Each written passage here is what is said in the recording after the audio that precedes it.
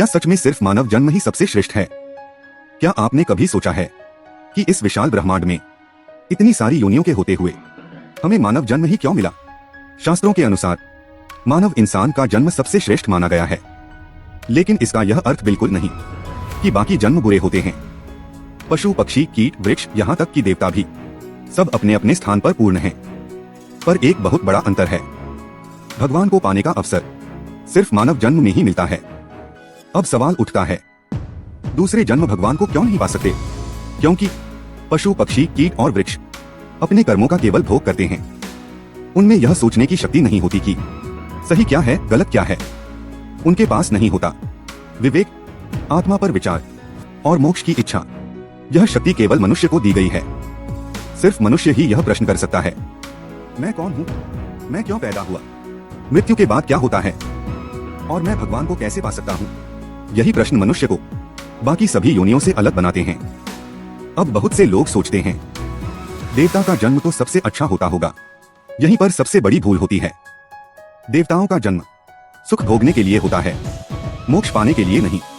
जब उनका पुण्य समाप्त हो जाता है तो देवता भी फिर से पुनर्जन्म लेते हैं, और कई बार उन्हें नीचे की योनियों में भी जाना पड़ता है।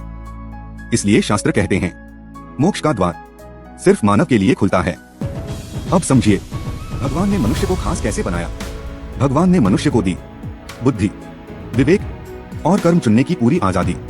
भगवान कहते हैं, मैं तुम्हें रास्ता दिखा सकता हूँ, लेकिन उस रास्ते पर चलना तुम्हें स्वयं पड़ेगा।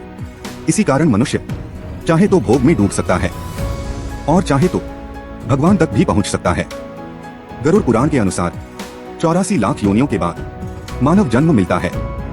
यह जन्म इतना दुर्लभ और इतना मूल्यवान है, लेकिन यदि इस जीवन को सिर्फ खाना, पीना, कमाना और सोना इसी में समाप्त कर दिया तो फिर वही जन्म मृत्यु का चक्र दोबारा शुरू हो जाता है।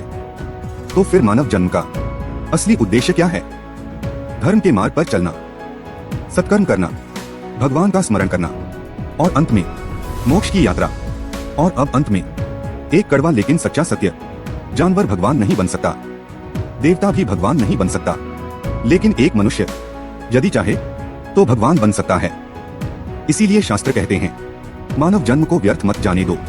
अगर आपको ऐसी सच्ची, गहरी और सोच बदल देने वाली बातें पसंद हैं तो चैनल को सब्सक्राइब करना न भूलें, क्योंकि यहाँ कहानियां नहीं, सोच बदलने की बातें होती हैं।